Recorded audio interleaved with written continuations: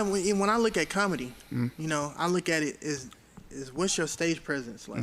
You know what I'm saying? How's your confidence? Because your confidence show when you up there. You know what I'm saying? Does your jokes hit? Do they hit the right way? Yeah. You know what I'm saying? It's kind of like battle rap. Yeah. Right? Yeah. Battle rap. Like you're always trying to land a clever punchline. Yeah. Right. A vicious, and everything else that hurt my feelings. Yeah. You can be corny. Yeah. You can be corny and still be raw. You could be anything right? as long as it's funny and it has good rhythm. And it hits. Yeah. Like, so even with the comedy, right? With comedy, and that's why I relate it to battle rapping. If your delivery hits, they gonna laugh at it. Yeah. But it only hits how you present yourself, how your presence is. Yeah. So if I was like, you know what I'm saying, I was walking down the street and I tripped over something, but if you did it in an animated way and you said it in a way where people like automatically be like, oh, that's funny, then you got something to build off of. Yeah. But if they just look at you in crickets, you gonna be like, oh, this is gonna be a rough one. Yeah. And I've heard dudes say stuff on stage that's not even funny, but the way they say it just cracks everyone up. Right. And it's not even funny. It's like, not funny. Yeah. But they laugh at it because the way you said it or how your gesture was. Because even some of the people that I like listening to, like Mike Epps and Cat Williams, even Kevin Hart, I don't think personally that he's really funny, but because of the way he, it's the character, doing all that type of stuff, right? That was spot on, right? Yeah, you know, I was going. This thing cracks me up. His little, you know, that type of stuff. He developed that, and he learned that. So he knew that pops. So now he knows it pops. He uses it more. Even in interviews, he's doing that animated because he knows that he can do that, and people love seeing that. That's what makes him funny. That's why I enjoy the dude that does the impressions. Ari Spears? No, not Ari Spears. He's a good one too, but it's the other one. Jay Farrell? Yes, Jay Farrell. I love watching him because he can be himself. But if he ever had to pull himself out of slump, he can always be Eddie Murphy. Yep. You know what I'm saying? And his own stuff is funny enough. You know what I'm saying? Like, it just, you know, I'm Bernie Mac. You know how I'm doing. I don't give a, what you talking about? And, you know, it's just stuff like that. But I like that impersonations because that's funny to me. You know what I'm saying? You could say anything and impersonate somebody else and it'd be funny because now you're being that person. Especially if it's good, it'll always make you laugh. It'll always hit. Like Godfrey's Steve Godfrey Harvey. is amazing. But that's the funny thing about Godfrey is super, super talented. Super. Yes. Like when he started like doing the Steve Harvey, be like, I get your I done told you. Wow. That was super good. And then also, so I saw Jay Farrell when he was like first starting out. Like, wait, hold on. The Godfrey stuff that cracked me up was when he did the spoof of the verses. When he said, "Earth, wind, and fire." He said, "Wind and fire." What?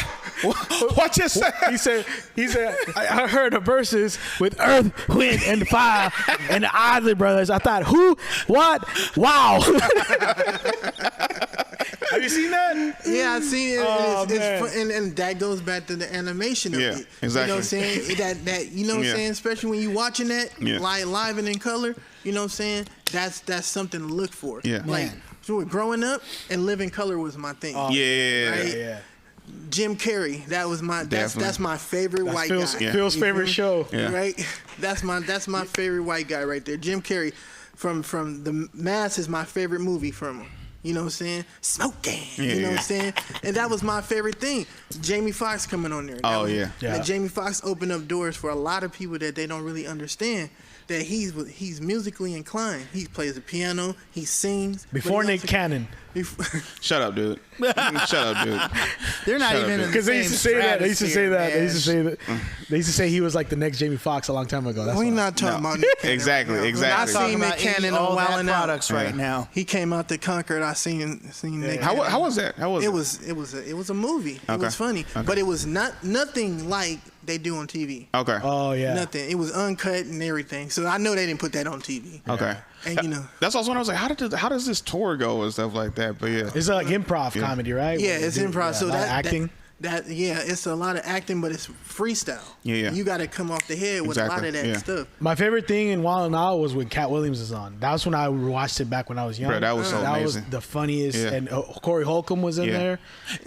The funny, right? So no, because I watched that show a lot. A lot of dudes that are now doing big shit were on that Wild 'N Out. Right. The funniest thing about it, like, because we knew Cat Williams was like cuss and stuff like that, right? And then, but Corey Holcomb would go on there and just be goofy. Mm-hmm. But like, I've like seen some of Corey's stuff, and I'm just like, why you ain't taking this lane with the jokes too? Like, cause he be talking about some like they like when you go to his show, they give a warning like, hey, they'll be talking about some like real dark stuff sometimes. But I'm like, why don't you add this to like the Wild 'N Out thing? He was just being goofy and corny. But I remember every time, that's why I want Cat Williams to go back on there, because like a lot of the battle rappers and stuff like that be on there trying to roast people. Cat Williams just shut everybody down when he was on there. Right. He closed out the show.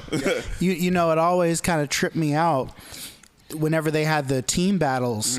If they had a guy like Jim Jones or Kanye West who are, you know, they're Jim Jones is like passable at rapping, they would be competing. But when they had a guy like Cassidy on there, they wouldn't let him battle because they knew he'd rip them apart. And I'm like, no, y'all cheating. Y'all need to get everybody, all your artists on there doing their thing, man. Right. Like, most definitely, because Cassidy himself, Cassidy is a battle rapper anyway. Yeah. From Philly. Mm-hmm. But he's lyrical.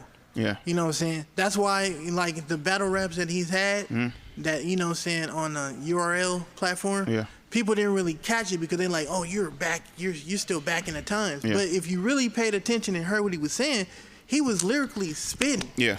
But people don't understand that if you're not into really listening to lyrics. I would argue that just by virtue of being a battle rapper, that makes you lyrical, because you're trying to outdo the other person with lyrics. Right. You know, like, and it's I think the challenge for most battle rappers is it's harder to write a focused song. It's easier to pick apart your opponent than it is to, like, okay, well, let's talk about romance. Let's talk about what it's like to go to the party. Let's talk about politically conscious stuff. It takes a different set of skills to focus your bars that way. You know what I mean? Yeah. Right.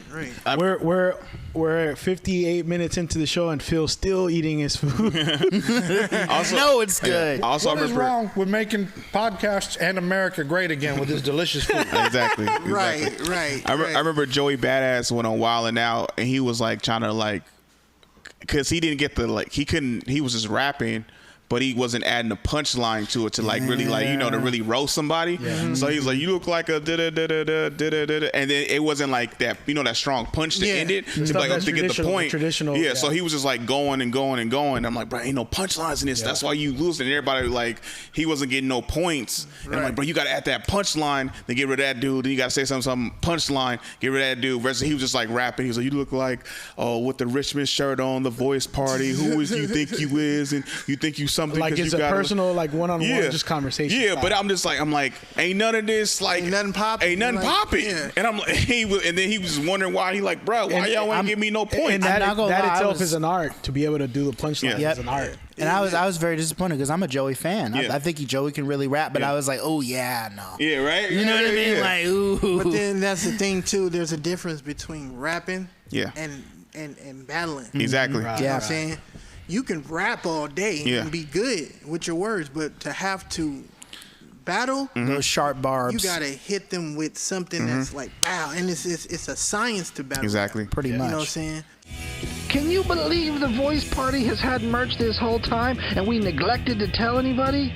T-shirts, hoodies, bath mats, wall clocks, throw pillows, even mini skirts. We will throw our logo on absolutely anything. Click the link in the description below and pick you up some Voice Party merch today.